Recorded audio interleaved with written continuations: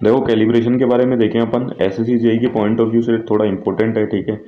Direct तो नहीं आता लेकिन इनडायरेक्टली अपन को इसके क्वेश्चन मिलेंगे ही मिलेंगे। देखो कैलिब्रेशन अगर मैं बिल्कुल आसान शब्दों में बोल दूं ना, तो अपन किसी भी इंस्ट्रूमेंट को चेक करते हैं कि वो प्रॉपर रीडिंग दे रहा है या नहीं दे रहा है, ठीक है।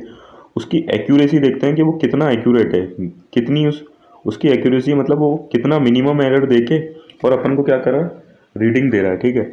अब एक्यूरेसी जो कैलिब्रेशन है वो हर इंस्ट्रूमेंट के लिए बहुत ही ज़रूरी है, ठीक है। और टाइम टू टाइम होना चाहिए, ऐसे नहीं कि एक ही बार कैलिब्रेट होता है, उसको बार तो टाइम टू टाइम अपन को कैलिब्रेट करके देखना पड़ता है कि वो प्रॉपर रीडिंग दे रहा है या नहीं दे रहा। अब देखो कैलिब्रेशन को मैं आपको बहुत ही आसान शब्दों में बताता हूँ। देखो कोई सा भी मान लो इंस्ट्रूमेंट है, ठीक है, उस इसकी कैलिब्रेशन अपन को चेक करनी है, मतलब अपन को चेक करना है कि ये सही रीडिंग दे रहा है या नहीं दे रहा है, ठीक है। इसको मैंने नाम दे दिया इंस्ट्रूमेंट अंडर टेस्ट। मैं क्या करता हूँ, एक वोल्टेज सोर्स लेता हूँ। अब क्या करता हूँ, एक स्टैंडर्ड इंस्ट्रूमेंट लेता हूँ। अब ये जो स्टैंडर्ड इंस्ट्रूमेंट है, इसकी जो एक्यूरेसी है ना वो बहुत ही ज़्यादा हाई है।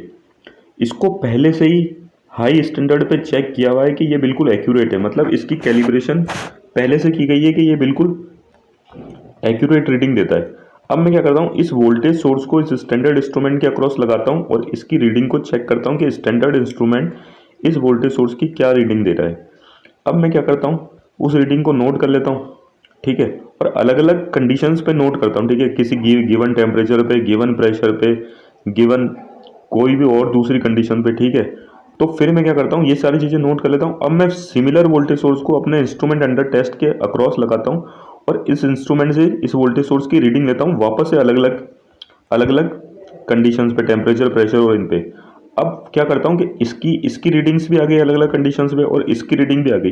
अब मैं दोनों को क्या करता हूँ, कंपेयर करता हूँ और देखता हूँ कि ये वाला इंस्ट्रूमेंट इससे कितना डेविएट कर रहा है, ठीक है।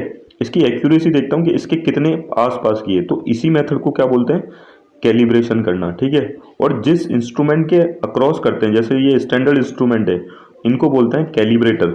इनकी मदद से अपन कैलिब्रेशन के प्रोसेस को अंजाम देते हैं, क्योंकि इनकी जो एक्यूरेसी है वो बहुत ज़्यादा हाई है और ये पहले ही टेस्ट किए गए हाई लेवल ऑफ स्टैंडर्ड्स पे, ठीक है।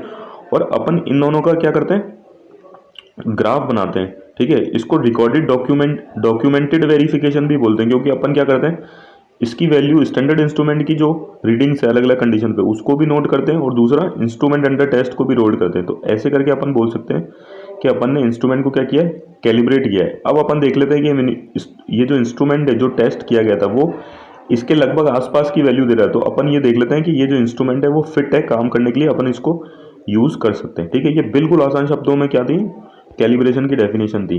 कैलिब्रेशन था मतलब समझाया मैंने। अब देखो इसकी डेफिनेशन क्या है, the process involve obtaining a reading from the instrument. एक प्रोसेस है जो जिसके अंदर एक इंस्ट्रूमेंट से रीडिंग ली जाती है and measuring it variation from the reading obtain from a standard instrument. तो यही वाली बात है, अपन क्या करते हैं, इस इंस्ट्रूमेंट की रीडिंग लेते हैं, ठीक है, और इसकी रीडिंग को कंपेयर करते हैं स्टैंडर्ड इंस्ट्रूमेंट से ली हुई रीडिंग से, ठीक है। तो इसी प्रोसेस को क्या कहते हैं, कैलिब्रेशन कहते हैं। और ये इंपॉर्टेंट क्यों है, calibration of an instrument is the process of determining it's accuracy. Upon instrument की कैलिब्रेशन इसलिए करते हैं ताकि अपन उसकी एक्यूरेसी को जान सकें, ठीक है। अब देखो मैंने ये टॉपिक इसलिए है क्योंकि अभी जो स्टैंडर्ड इंस्ट्रूमेंट है ना, इनको मैंने कैलिब्रेटर बोला है, ठीक है। कुछ केस में ट्रांसफर इंस्ट्रूमेंट भी आएंगे जो मैं अगले वीडियो में बताऊंगा और उसी के लिए मैंने ये वीडियो बनाया, ठीक है।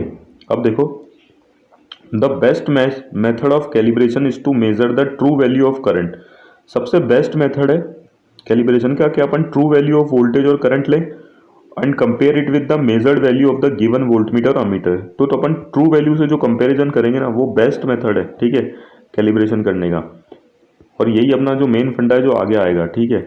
अभी देखो ये मैंने आपको बता दिया, इसका जो है डॉक्यूमेंटेड वेरिफिकेशन भी बोलते हैं और स्टैंडर्ड इंस्ट्रूमेंट को अपन कैलिब्रेटर भी बोलते हैं क्योंकि ये हाईली स्टैंडर्ड पे चेक किए गए हैं। तो ये थी बेसिक इन्फॉर्मेशन किसके बारे में, कैलिब्रेशन के बारे में। अब नेक्स्ट वीडियो में अपन ट्रांसफर फंक्शन के बारे में पढ़ेंगे और पढ़ेंगे कि why dynamometer type instrument considered as transfer function. इसीलिए अपन ने कैलिब्रेशन का पार्ट पढ़ा था यहाँ पे, ठीक है। Thank you.